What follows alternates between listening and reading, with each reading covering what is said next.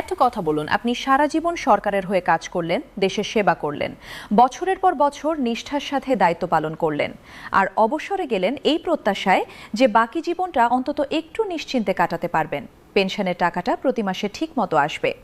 কিন্তু যদি সেই পেনশনই আটকে যায়, যদি মাসের পর মাস অফিসের দরজায় দরজায় ঘুরতে হয় শুধু নিজের প্রাপ্য টাকার জন্য, তাহলে সেই অবসর জীবন কি আর অবসর থাকে? সেটা হয়ে যায় এক নতুন যন্ত্রণার শুরু। বাংলাদেশে এই মুহূর্তে হাজার হাজার অবসরপ্রাপ্ত সরকারি কর্মকর্তা কর্মচারী ঠিক এই যন্ত্রণার মধ্যে দিন পার করছেন। আর এই যন্ত্রণার মূলে রয়েছে একটাই সমস্যা, পেনশন গেজেট।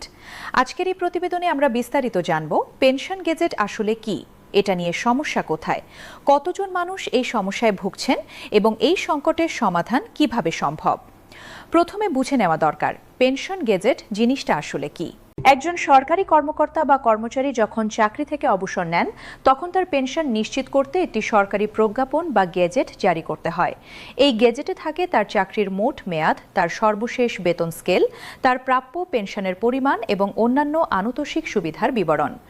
সহজ ভাষায় বলতে গেলে এই গেজেটটাই হলো একজন অবসরপ্রাপ্ত কর্মচারীর পেনশন পাওয়ার মূল দলিল। এই গেজেট ছাড়া পেনশন অফিস কোনো পেমেন্ট করতে পারে না। এই গেজেট ছাড়া ব্যাংক থেকে টাকা তোলার কোনো উপায় নেই। এখন প্রশ্ন হলো, সমস্যাটা কোথায়? সমস্যা হলো এই গেজেট পেতে যে সময় লাগছে সেটা অমানবিক। অনেক ক্ষেত্রে একজন কর্মচারী অবসর নেওয়ার পর মাসের পর মাস, কখনো কখনো বছরের পর বছর কেটে যাচ্ছে, কিন্তু তার পেনশন গেজেট প্রস্তুত হচ্ছে না। কাগজপত্রের জটিলতা, ফাইল এক দফতর থেকে আরেক দফতরে যাওয়া, নানা ধরনের ত্রুটি বিচ্যুতি এবং কিছু ক্ষেত্রে দুর্নীতির কারণে এই প্রক্রিয়া দীর্ঘ থেকে দীর্ঘতর হয়ে যাচ্ছে। এই সময়টায় একজন অবসরপ্রাপ্ত কর্মচারীর অবস্থা কি হয়? তার নিয়মিত বেতন বন্ধ হয়ে গেছে, পেনশনও শুরু হয়নি, জীবন চলছে জমানো সঞ্চয় অথবা সন্তানের উপর নির্ভর করে। একটু ভাবুন, যে মানুষটা সারা জীবন নিজের পায়ে দাঁড়িয়ে সংসার চালিয়েছেন, অবসরে গিয়ে হঠাৎ তাকে অন্যের উপর নির্ভর করতে হচ্ছে। এটা শুধু আর্থিক সংকট নয়, এটা সম্মানের সংকট। মনের ভেতরের যে কষ্ট, সেটা ভাষায় প্রকাশ করা কঠিন।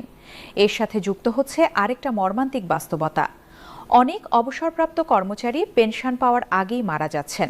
বয়স হয়েছে, শরীর দুর্বল হয়ে গেছে, তার উপর মানসিক চাপ তো আছেই। এই অবস্থায় অনেকেই পেনশনের টাকা হাতে পাওয়ার আগেই পৃথিবী ছেড়ে চলে যাচ্ছেন। পরিবারের জন্য রেখে যাচ্ছেন শুধু একটা অসম্পূর্ণ ফাইল। তারপর সেই পরিবারকে আবার সেই অফিসে অফিসে ঘুরতে হচ্ছে পারিবারিক পেনশনের জন্য। যন্ত্রণার এই চক্র থামছে না।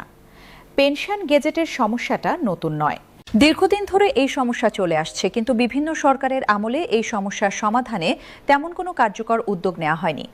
কিছু ডিজিটালাইজেশনের কথা বলা হয়েছে, কিছু সংস্কারের আশ্বাস দেওয়া হয়েছে, কিন্তু মাঠ পর্যায়ে পরিস্থিতির খুব একটা পরিবর্তন হয়নি। হিসেব করলে দেখা যাবে প্রতি বছর বাংলাদেশে হাজার হাজার সরকারি কর্মচারী অবসরে যান।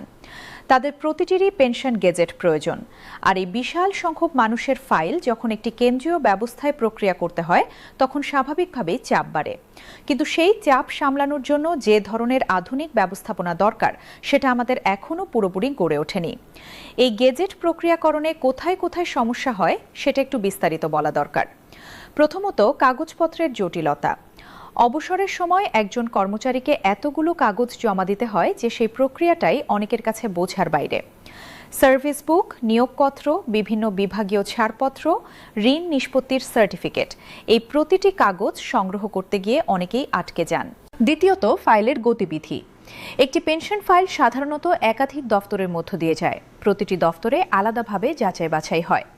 এই যাত্রাপথে ফাইল হারিয়ে যাওয়া, দেরি হওয়া বা আটকে থাকার ঘটনা অনেক বেশি। তৃতীয়ত, তথ্যের অসামঞ্জস্য। একজন কর্মচারীর সার্ভিস রেকর্ডে যদি কোনো ভুল থাকে, নামের বানান, জন্ম তারিখ বা চাকরির মেয়াদে কোনো গোলমিল, তাহলে সেটা সংশোধন করতে আলাদাভাবে আবেদন করতে হয়। আর সেই সংশোধনও আরেকটি দীর্ঘ প্রক্রিয়া। চতুর্থত, ডিজিটাল ব্যবস্থার অপ্রতুলতা। যদিও সরকার ডিজিটাল বাংলাদেশের কথা বলে আসছে বহু বছর ধরে, পেনশন প্রক্রিয়াকরণ এখনও অনেকটাই কাগজ নির্ভর।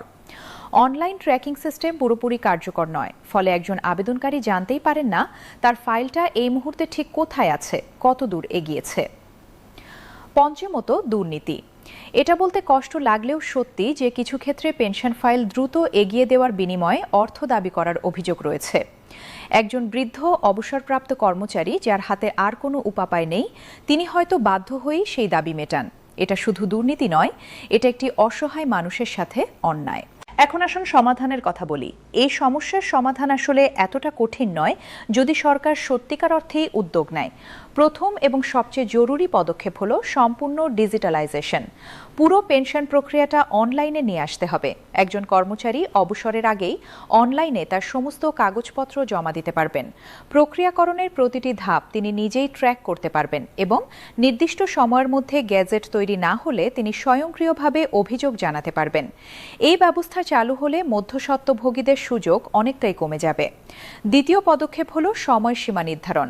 আইন করে নির্দিষ্ট করে দিতে হবে যে অবসরের কতদিনের মধ্যে পেনশন গ্যাজেট জারি করতে হবে এবং সেই সময়সীমা না মানলে সংশ্লিষ্ট কর্মকর্তার বিরুদ্ধে জবাবদিহিতার ব্যবস্থা থাকতে হবে। কোনো প্রক্রিয়া তখনই দ্রুত হয় যখন দেরির জন্য কেউ দায়বদ্ধ থাকেন।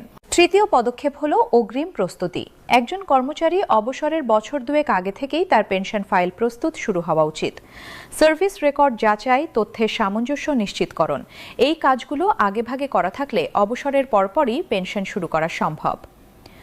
চতুর্থ পদক্ষেপ হলো হেল্প ডেস্ক ও সহায়তা কেন্দ্র। যারা বয়স্ক, যারা প্রযুক্তির সাথে পরিচিত নন, তাদের জন্য বিশেষ সহায়তা কেন্দ্র থাকা দরকার, যেখানে গেলে কেউ তাদের হাত ধরে পুরো প্রক্রিয়াটা সম্পন্ন করতে সাহায্য করবেন। পঞ্চম এবং সম্ভবত সবচেয়ে গুরুত্বপূর্ণ পদক্ষেপ হলো অন্তর্বর্তীকালীন ভাতা। যতদিন পর্যন্ত পেনশন গেজেট প্রস্তুত না হয় ততদিন পর্যন্ত একটি অন্তর্বর্তীকালীন ভাতা দেওয়ার ব্যবস্থা করা উচিত। কারণ একজন মানুষ অবসর নেওয়ার পর কোনো আয় ছাড়া কতদিন বাঁচবেন, এটা মানবিক দায়িত্ব। এখন একটা বড় প্রশ্ন, এই সংস্কারের পথে বাধা কোথায়? বাধা একটাই, সদিচ্ছার অভাব। প্রযুক্তি আছে, মানব সম্পদ আছে, বাজেট সংকটও নেই এতটা যে এই কাজ করা যাবে না। সমস্যা হলো প্রশাসনিক জড়তা এবং পরিবর্তনের প্রতি একটা অনীহা। যে পুরনো ব্যবস্থায় অনেকে সুবিধা পাচ্ছেন সেই ব্যবস্থা ভাঙতে তারা চাইবেন না, এটাই স্বাভাবিক। কিন্তু রাষ্ট্রের দায়িত্ব হলো সেই জড়তা ভেঙে সামনে এগিয়ে যাওয়া। আমাদের দেশের পাশের দেশগুলোতে তাকালে আমরা দেখতে পাই ভারতে ভবিষ্য নামে একটি অনলাইন পেনশন সিস্টেম চালু আছে, যেখানে কর্মচারীরা অবসরের আগে থেকেই সব তথ্য আপলোড করতে পারেন এবং নির্দিষ্ট সময়ের মধ্যে পেনশন নিশ্চিত হয়। এই ধরনের একটি সিস্টেম বাংলাদেশেও অনেক আগেই চালু হওয়া উচিত ছিল। একটা দেশ কতটা উন্নত সেটা শুধু অর্থনীতির সংখ্যায় বোঝা যায় না, বোঝা যায় সেই দেশ তার নাগরিকদের, বিশেষত যারা সারা জীবন রাষ্ট্রের সেবা করেছেন তাদের কতটা সম্মান ও নিরাপত্তা দিচ্ছে তা দেখে। একজন অবসরপ্রাপ্ত কর্মচারী যখন পেনশনের জন্য অফিসের বারান্দায় বসে থাকেন, পিঠে ব্যথা, পায়ে কষ্ট, হাতে ফাইলের বোঝা, তখন সেটা শুধু একজন ব্যক্তির সংকট নয়, সেটা আমাদের পুরো ব্যবস্থার ব্যর্থতার প্রতিফলন। সরকার যদি সত্যিই চায় যে তার কর্মচারীরা নিষ্ঠার সাথে কাজ করুক, নিয়মের মধ্যে থাকুক, দুর্নীতির পথে না হাঁটুক, তাহলে সরকারকেও নিষ্ঠার সাথে তার দায়িত্ব পালন করতে হবে। সেই দায়িত্বের একটা বড় অংশ হলো অবসরের পর প্রতিটি কর্মচারীকে সময়মতো এবং ঝামেলামুক্তভাবে তার প্রাপ্য পেনশন নিশ্চিত করা।